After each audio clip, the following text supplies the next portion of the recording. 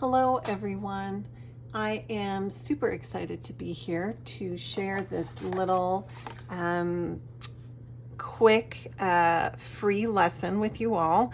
I'm super excited to be a part of Lifebook, and I wanted to come up something fast, something super easy and very accessible for everyone to do with very little supplies. So years ago, when I first got started doing art and mixed media, I was using acrylics and doing a lot of bookbinding. I never in a million years would have imagined using watercolors or enjoying it. I just thought they were really more for fine artists, people who are doing super beautiful, kind of very representative artwork. Not something that I felt I was doing. But meanwhile, once I started playing with watercolors, it really became such a meditative process for me, especially because you really can control watercolors, which could seem frustrating, but to me is the serendipitous element of watercolor play. You can control it, and so it's fun to just let go and kind of stay in the flow. And you know, when they dry, it just looks beautiful no matter what you've done. So I wanted to show you how to make a really quick, fast assemblage that looks lovely, takes very little time to make. And one of the things that I do constantly as part of my kind of warm-up process or meditative process, you know, just trying to keep my hands busy, is I'll work with watercolors. I can take them anywhere. I can plop down in front of the TV when we're watching a movie. I can go outside and watch my children play. Outside is great because the watercolors dry real fast. And I'll make all kinds of shapes and I'll cut them out. So sometimes I'll use stenciled shapes to get like botanical shapes. Sometimes I'll just do freehand squares, all kinds of shapes. What we're going to focus on for this lesson is more of the orbs that are kind of organic in nature and that are round. These are going to be freehand. They're super easy to make, and when you group them all together, they look lovely. So it's a super easy project. What you need really is just watercolor paper. Any kind is fine. I tend to use the thicker one because when you cut them out, the shapes kind of are more steadfast. They're a little sturdier. But I use very inexpensive watercolor paper, so any brand is fine. And this is a good project if you have scraps. So instead of throwing them into the trash, what I'll do is I'll do a whole bunch of circles and get those on there, and then I'll have used my scrap in a practical way for later. So just keep that in mind. If you have scraps of cardstock or watercolor paper, you can use that for this project as well. And one thing that is fun, I wanted to show you a technique to make orbs that look like this. And in order to do that, all you need is a stencil that has a very continuous repetitive pattern where it's kind of close together. You don't want something spread out with lots of space in between. It really won't work for this technique. But if you have something where everything is kind of close together, it doesn't have to be circles, it could be stripes, it could be abstract, it doesn't matter as long as it's kind of close together. And I thought we would start with this technique. I usually have a paper towel nearby.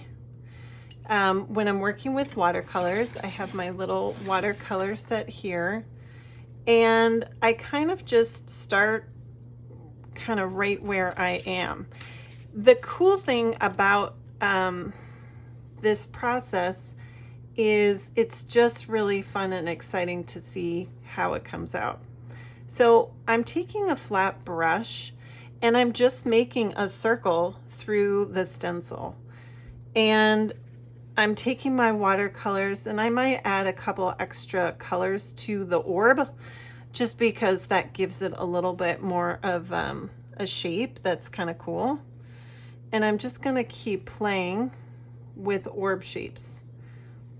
And again, because it's watercolors, you can only control so much. But for me, that's kind of the exciting part of it. I think it's fun. And so sometimes what might happen is you might get some bleeding or seepage through your stencil, but that's okay. I try not to put too much pressure on myself as far as what I'm expecting to come out when it's all done. You can go ahead and fill your stencil and make a whole bunch, and then you kind of gently lift up your stencil and you've got these beautiful shapes. Okay, now watercolors, when you're using them, I like to say come out about 3 times darker than they dry. So they might start out very vibrant. As they dry, they are going to get a lot less vibrant. Now, I'm just gonna add some orbs to this sheet, and that's really easy. This is one of the reasons why I like using a flat brush. You can swing it around in such a way where you get a really lovely circle. And it doesn't have to be a perfect circle either. I mean, I'm just shooting for organic shapes. Sometimes that makes it a little bit more natural looking. And I'll just add like some extra drops of paint to the orbs. Another kind of orb that I like to do is, I call them donuts, where you're just kind of making a rounded shape with a hole in the center, like a bigger hole. So I'll do a couple of those for you. And again, the flatness of the brush really kind of adds to the shape.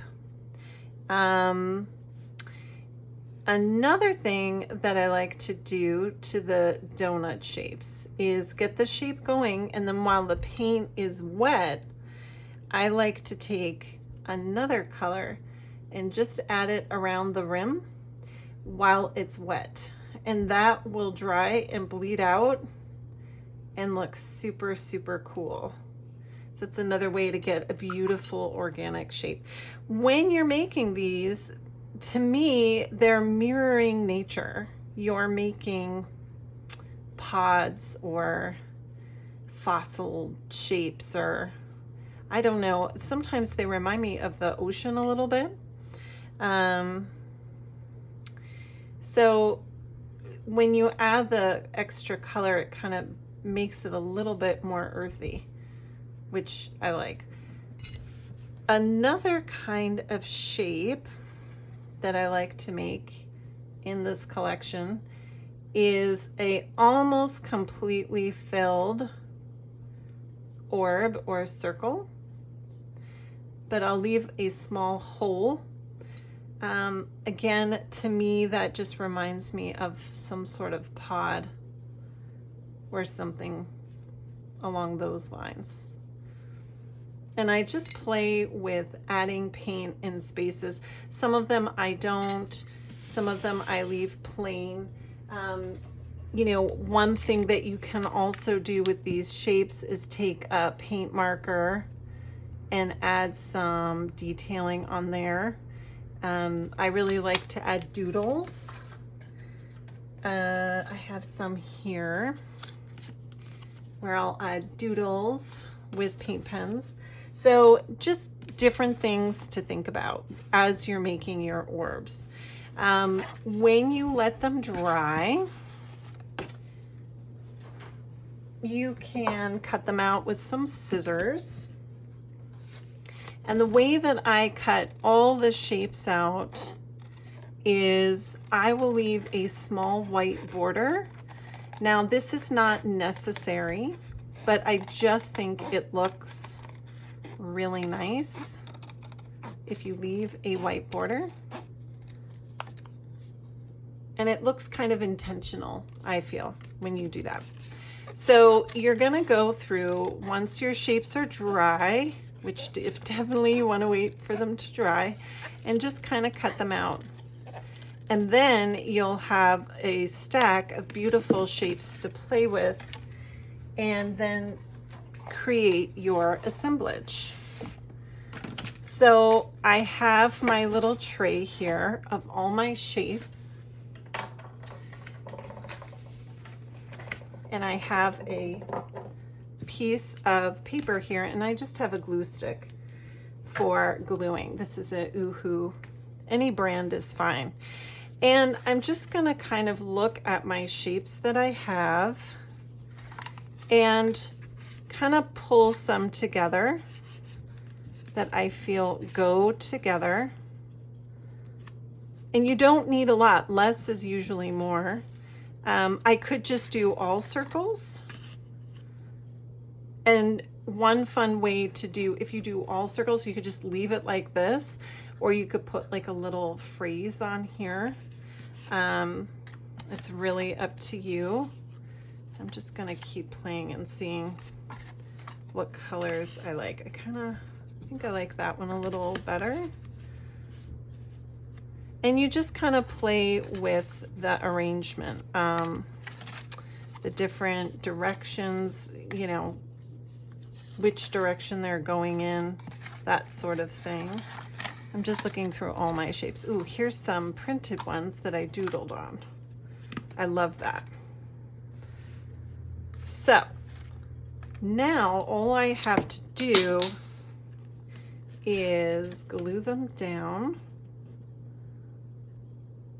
And I kind of just leave them where they are. You don't have to put a ton of glue all over them. Because if they stick out a little, that's kind of cool too. So I'll just put a decent amount. And if it's nice and thick, then I know it's gonna kind of stay in place. And there's a rule in art sometimes called the rule of threes. When you create a collection, it's cool to do a group of 3 or a group of 5 or a group of 7. For some reason, our brain kind of prefers odd numbers, I think. So I might only do 3, and then if I want, I could just add a little bit of doodles to this one. And it's all about simplicity for this project. Keeping it kind of clustered in the center, not going too crazy, and keeping it super minimalistic. And then when you're done, you have a beautiful, beautiful little assemblage that you could frame and give as a gift, or it could be a beautiful card. It's a great practice, super meditative, and really, really easy to do. So I hope you enjoyed this lesson, and I can't wait to see what everyone creates.